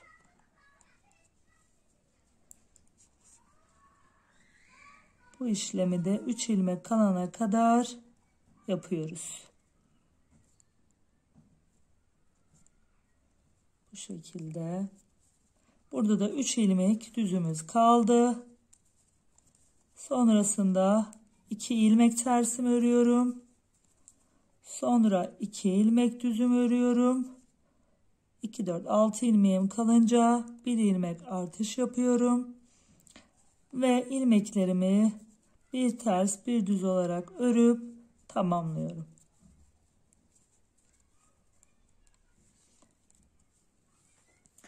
Örgümün arka tarafına geliyorum. Modelimin 9. sırasını yaptım. Şimdi arka tarafta 10. sırasını yapacağız. Yine 6 ilmek patımızı örelim. 2, 3, 4, 5, 6. Sonrasında arttırdığımız ilmeği ters. Diğer 2 ilmekle beraber toplamda 3 ilmeğimiz oldu. 2 ilmek düzümüzü örüyoruz. Şimdi bu sırada arka tarafta 3 ilmek düzdü. Bu sırada 4 ilmek ters. 1, 2, 3, 4. Sıradaki ilmeği örmeden alıyorum. İlmek örüyorum. Bunu şişime geçirdikten sonra örüyorum. Sıradaki ilmeği örmeden alıyorum. Sıradaki ilmeğimizi şişteki örüyorum. Örmeden aldığım ilmeği tekrar geçirip onu da örüyoruz. Ve burada da 4 ilmeğimiz kalıyor. Burgu işlemimizi 2 kez yapmış oluyoruz. 2 ilmek düzümü ördüm. Sonrasında orta grupta olan ilmeklerimi 12 ilmeğimizi ters olarak örüyorum.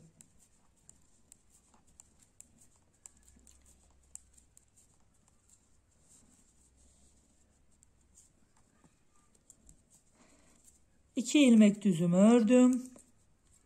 Sonra 4 ilmek tersimi örüyorum. 1, 2, 3, 4. Bir ilmek örmeden alıyorum.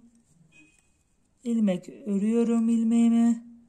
Daha sonra örmeden aldığım ilmeği tekrar şişe geçirip örüyorum. Alıyorum örmeden. Bu işlemi 2 kez yapıyoruz burada. Şişteki sıradaki ilmeği örüp tekrar örmediğimi şişe geçirip örüyorum ve 4 ilmek daha tersimizi örüp tamamlıyoruz. 2 ilmek düzümüzü örüyoruz. 2 ilmek tersimizi örüyoruz. Daha sonra arttırdığımız ilmeği de ters örüyoruz ve sıra sonuna kadar yine ilmeklerimizi 6 ilmek kalana kadar ters bir şekilde örüp ilerletiyoruz. Bu şekilde 12. arttırma sıramı ve modelimin 10. sırasını tamamlamış oluyorum. Şimdi ön tarafta modelimize başlarken şu iki taraftaki modelimin son sıraları, ortadaki modelimin başlangıç sırasını yapacağım. Burayı öreceğiz. Yine 13. arttırma sıramı yapıp modelimin olduğu bölüme kadar geleceğim. 13. arttırma sıramıza ön yüzden başlayıp yine örgümüzün bu ön tarafına, model tarafına geldik. Bir gizli arttırmamızı yaptık. Sonrasında burada 3 düzümüz oluştu. 3 düzümüzü örüyoruz. 2 tersimizi örüyoruz. Şimdi burada modelimizin son sırasını yapacağız. Bu her iki tarafta. Ortadaki modelimizin de başlangıcını yapacağız. 5 ilmeğimizi örüyoruz. 1, 2, 3, 4, 5. Hemen şuradan ilk ilmeğimizi, öndeki ilmeğimizi aldık, şişe geçirdik. Sıradaki ilmeğimizi alıyoruz. Tekrar şişe geçiriyoruz. Ve saç örgümüzü yapıyoruz. Ve 5 ilmeğimizi tekrardan örüp son sıramızı yapmış oluyoruz. Daha sonra 2 tersimizi örüyoruz. Şimdi ortadaki 12 ilmeklik bölümün de başlangıcını yapacağız. 1, 2, 3, 4, 5. Sıradaki ilmeği aldım. Bu ilmeği ördüm. Aldığım ilmeği tekrar şişe geçirip ördüm. 1, 2, 3, 4, 5. 2 ilmeğimi ördüm. Ters.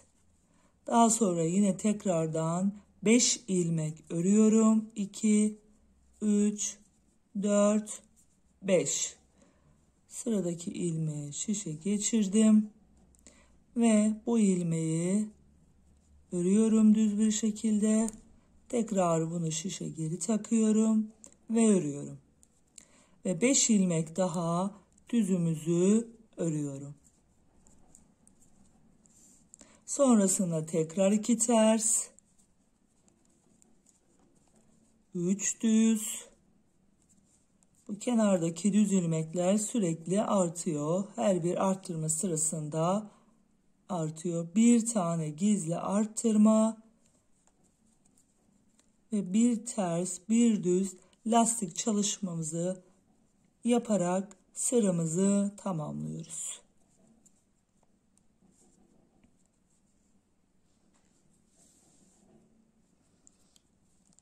Arka yüze geliyoruz örgümüzün. Arka yüzünde yine patımızla beraber lastik çalışmamızla başlıyoruz.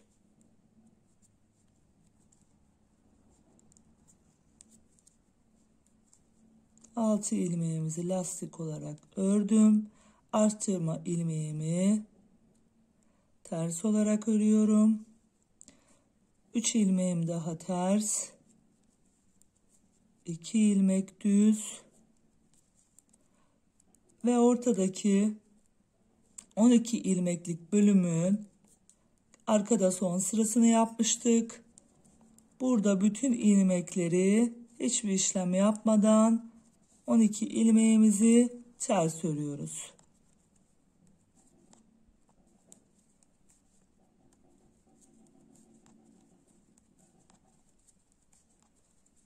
Daha sonra yine 2 düzümüzü örüyoruz.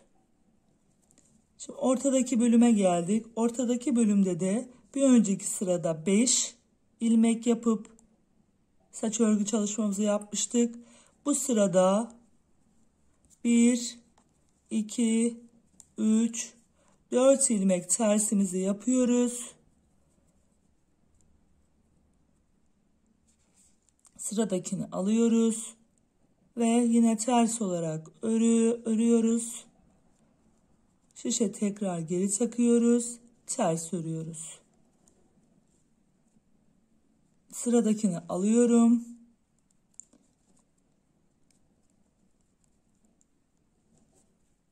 Örüyorum ilk ilmeği. Tekrar şişe geçirip örüyorum. Ve sonrasında 4 ilmek daha örüp ikinci model çalışmamızı yapmış oluyoruz ortadaki. 2 düzümüzü örüyoruz. Sonrasında burada da model çalışmamızı bitirmiştik. 12 ilmek ters olarak örüyoruz.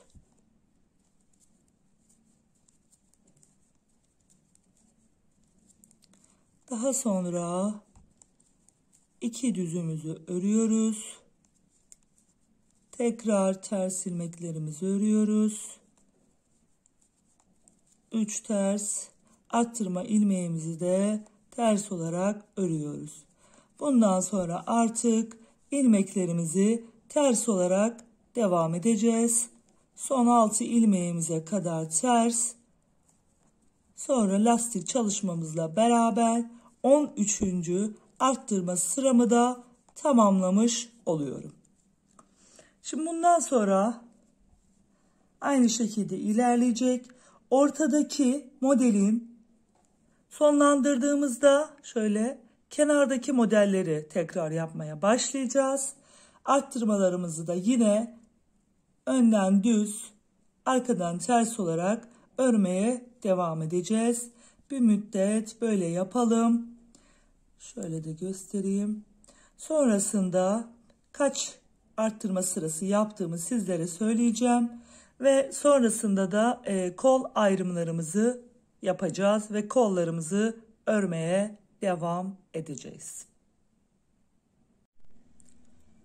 Hırkamızın robasını 18 arttırma sırasıyla beraber tamamladım. Ortadaki model tamamlandı ve şu kenardaki modellere başladım. Bu şekilde 18 arttırmamızı yaptıktan sonra şimdi kol ayrımımıza geçeceğiz. Ayrıca şu öndeki şu düz ilmek sayımızda şu şekilde sayayım. 2, 4, 6, 8, 9 oldu. 9 tane düz ilmeğimiz oldu. Bu ilmekleri hem bu tarafta hem diğer tarafta sıra sonuna kadar ilerleteceğiz. Herhangi bir burgu çalışması yapmayacağız. Modelimizin ön görüntüsü bu şekilde. Arttırmalarımızı bitirdikten sonra örgümüzün ön yüzüne yine tekrardan geldik. Ön yüzünde şimdi kol ayrımlarımızı yapacağız. Kol ayrımlarımız için yine ilk 6 ilmeğimizi lastik örgüyle devam ediyoruz.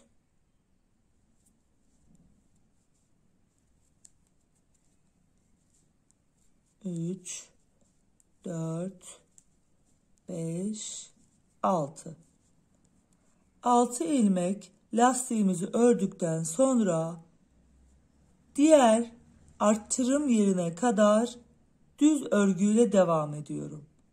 Burada herhangi bir arttırma işlemi yapmıyoruz artık. Düz bir şekilde örüyoruz.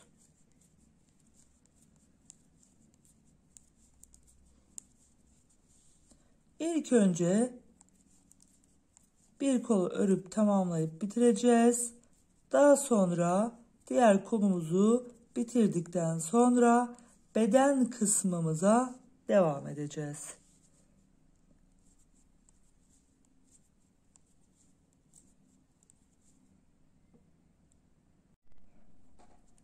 Koldaki ilmeklerimizi düz bir şekilde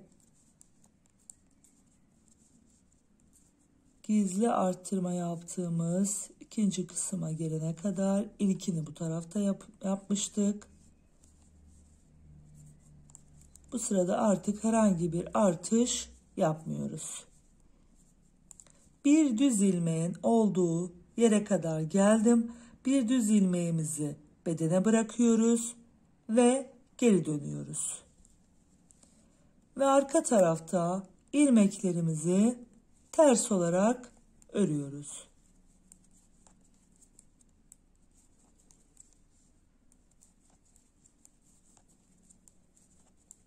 Kol bölümünde toplamda 48 ilmeğimiz oldu. 48 ilmeğimizi belli aralıklarla keserek 44 ilmeğe düşüreceğiz.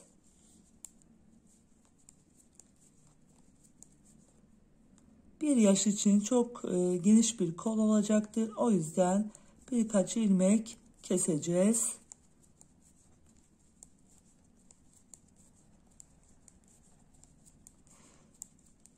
Eğer modelimizi 2 yaş ölçüsünde yapmak istiyorsanız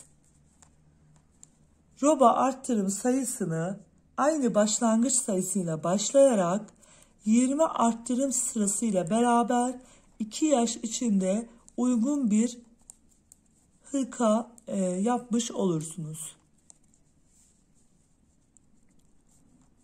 Başlangıç sayısını değiştirmeden yine aynı sayıyla başlayarak, çünkü başladığımız sayı gayet geniş bir ölçü. Tekrar 6 ilmeğin kaldı bu tarafta ve geri dönüyoruz. Bu şekilde kolumuzu düz bir şekilde yukarıya doğru örmeye devam ediyoruz. Şişimizde 48 ilmeğimiz var. Yukarıya doğru örelim. Belli aralıklarla kesim çalışmalarımız olacak. Onları da kaç sırada bir yaptığımı sizlere söyleyeceğim. 48 ilmeğimizi önden düz, arkadan ters olarak 22 sıra ördükten sonra kenarlardan hem sağda hem solda bir adet kesim yaptık.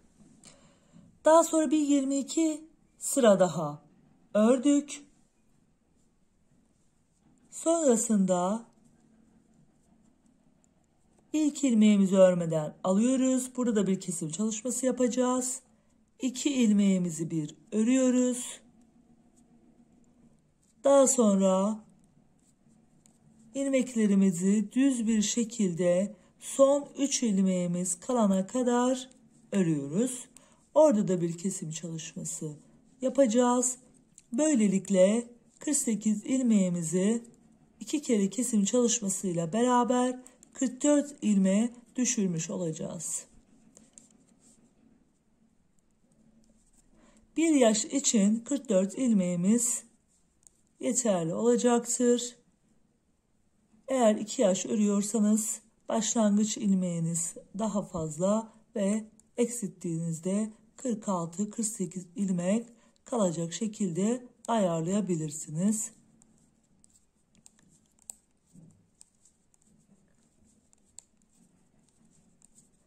Sıra sonunda 3 ilmek kalana kadar örelim.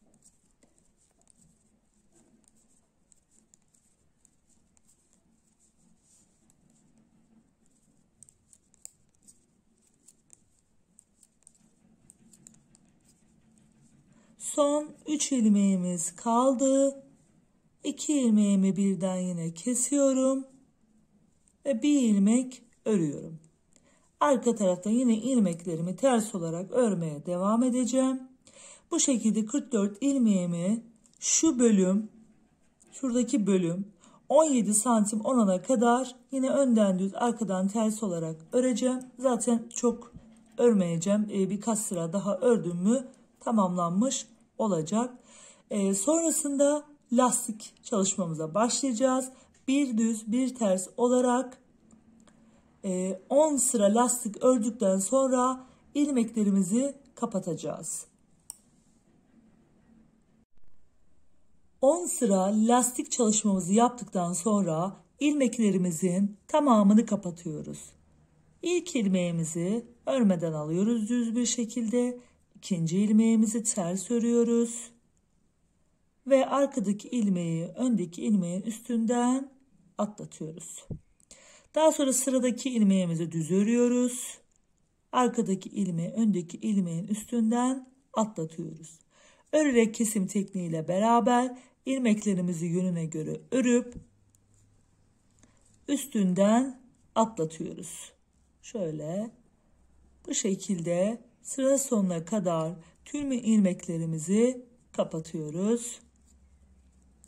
Daha sonra kol altı birleşimimizi yapıp diğer kolumuzu örmeye başlayacağız. O kolumuzu da aynı şekilde aynı sayılarla aynı kesimle örmeye başlayacağız.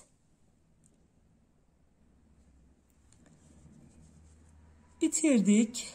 Gördüğünüz gibi bütün ilmeklerimizi kapattık. Şu şekilde gayet esnek bir çalışma oldu. Şimdi kol altı birleşimimizi yapacağız. Kol altı birleşimimizi şu şekilde örmeye devam edeceğiz şöyle. Burada 2, 4, 6 ilmeğimizin olduğu yerden şöyle ipimizi takıyoruz. Ve örmeye, arka parçamızı örmeye devam ediyoruz.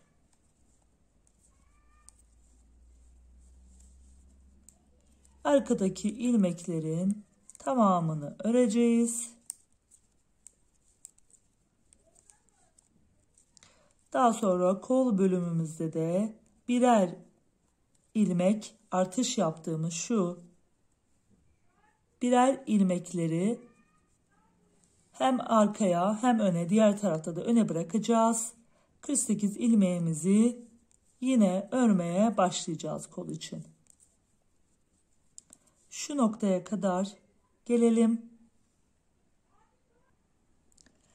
Arkadaki ilmekleri örüp bir ilmeğin olduğu yere geldim. Şu arttırma, kenarlarından arttırma yaptığımız bu bir ilmeği de arka tarafa bırakıyorum. Daha sonra kolumuzu örmeye başlıyoruz. Diğer bir düz ilmeğin olduğu yere kadar örüyoruz. Toplamda diğer kolumuz gibi burada da 48 ilmeğimizi önden düz, arkadan ters olacak şekilde öreceğiz. Örmeye başladıktan sonra 22 sıra ördükten sonra her iki kenarda birer kesim yapacağız. Bir 22 sıra daha ördükten sonra ikinci kesim çalışmamızı hem sağdan hem soldan yapacağız. Sonrasında 17 santime tamamlayacağız. Aynı diğer koldaki sıra kadar sıramızı yapacağız. Sonrasında bir ters bir düz lastik çalışmamıza başlayacağız. 10 sıra lastiğimizi ördükten sonra örerek kesim tekniğiyle beraber ilmeklerimizi yönüne göre örüp kapatacağız. Biraz uzunca bir ip bırakalım. Diğer kolda da bıraktım ben. Daha sonra dikişini tamamlamak için kollarımız bittikten hemen sonra da dikişini yapabilirsiniz. Ben sonra yapmayı, en sona yapmayı tercih ediyorum. Kolumuzu örüp tamamladıktan sonra beden kısmımızı sadece örmeye devam edeceğiz. Şimdi yine bir düz ilmeğin olduğu yere geldim. Örgümün çeviriyorum. Bir düz ilmeği ön tarafa bırakıyorum. Arkadan ters olarak örüyorum. Aynı diğer kolda yaptığım işlemlerin aynısını bu kolda da yapıyorum. Bu şekilde kolumuzu örerek bitirelim.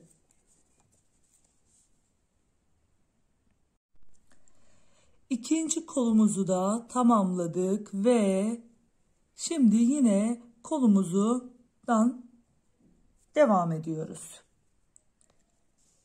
Şu ön kısımdaki bir düz ilmekten ipimizi takıyoruz ve ön kısma geçip düz örgümüzü örüyoruz. İlmeklerimizi düz olarak örüyorum.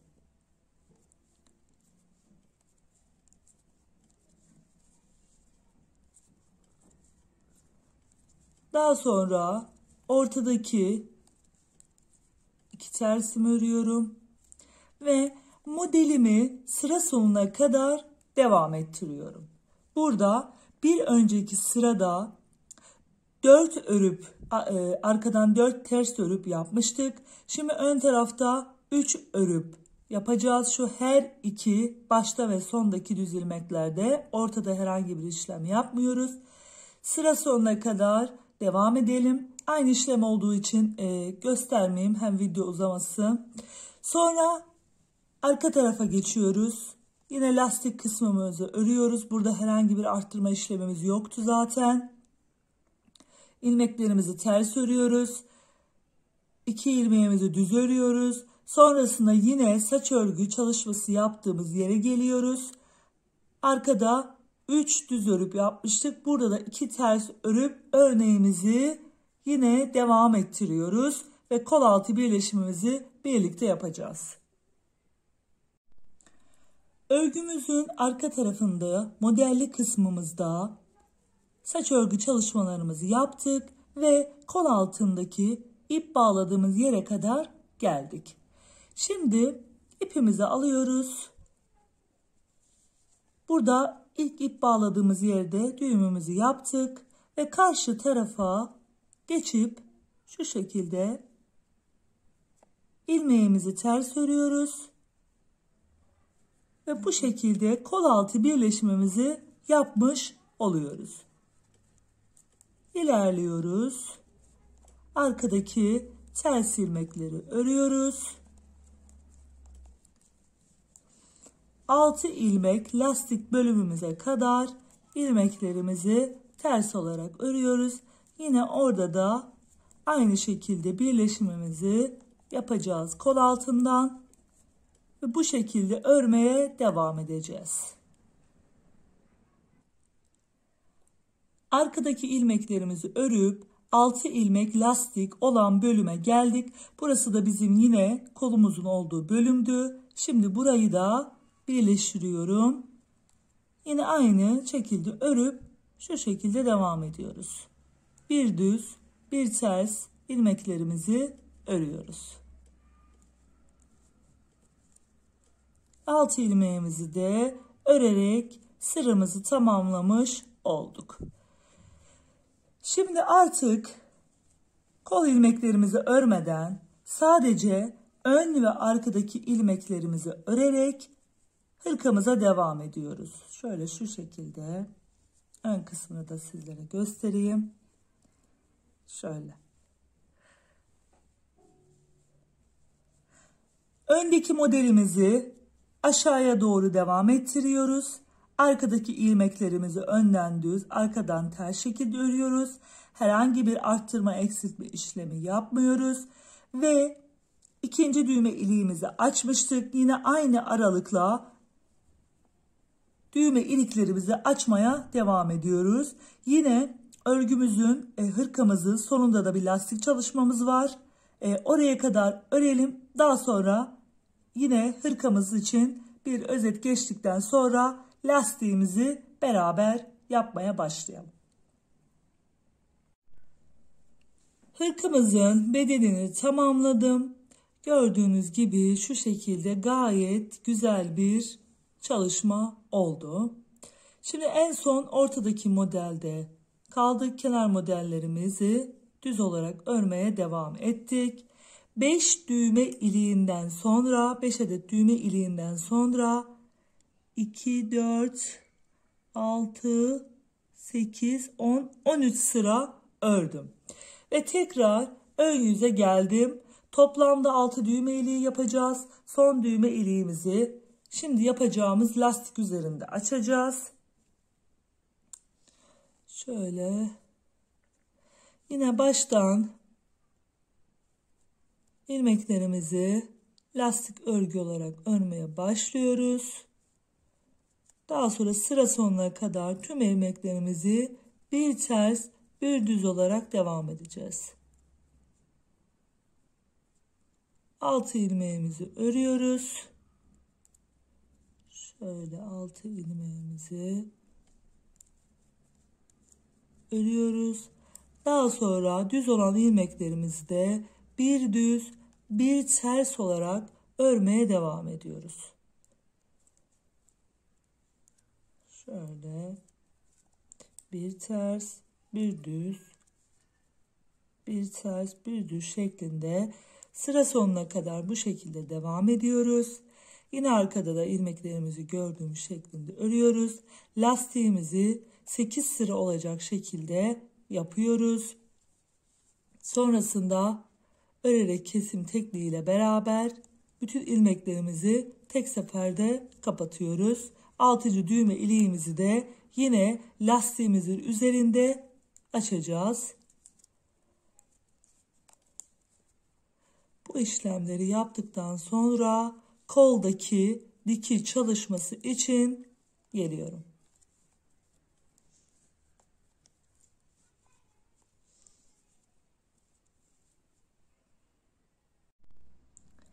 Hırkamın dip taraftaki lastik kısmını 8 sıra yaptıktan sonra kesim çalışmasıyla beraber bütün ilmeklerimizi tek seferde kapattık. Son düğme iliğimizi de lastiğimizin üzerinde açmış olduk. Ve 6 adet düğmemizi şöyle hırkamıza diktik ve bir kolunun da dikişini şu şekilde tamamladım. Şimdi diğer kolu beraber dikmeye başlayalım. Biraz göstereyim. Sonrasında şu kısma kadar aynı şekilde dikilecek. Şimdi birazcık uzunca bir ip bırakmıştım. Şu şekilde alıyorum ipimizi ve karşılıklı olarak birleştiriyorum iki ucundan. Şöyle.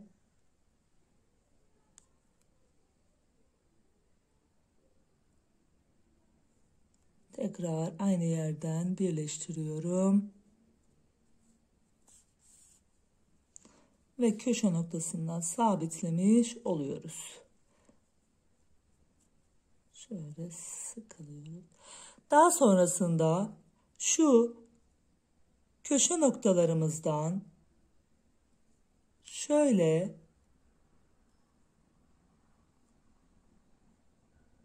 bir üst parçadan diyelim, şu taraftan bir bu taraftan karşılıklı olarak dikiş çalışmasını yapıyoruz. Şöyle. Tabii ki siz dikiş çalışmalarınızı nasıl şekilde yapıyorsanız o şekilde de dikebilirsiniz. Ben bu şekilde yapmayı tercih ediyorum. Sonrasında sıkılaştırıyoruz. Gayet muntazam bir dikiş çalışması oluyor. Şöyle.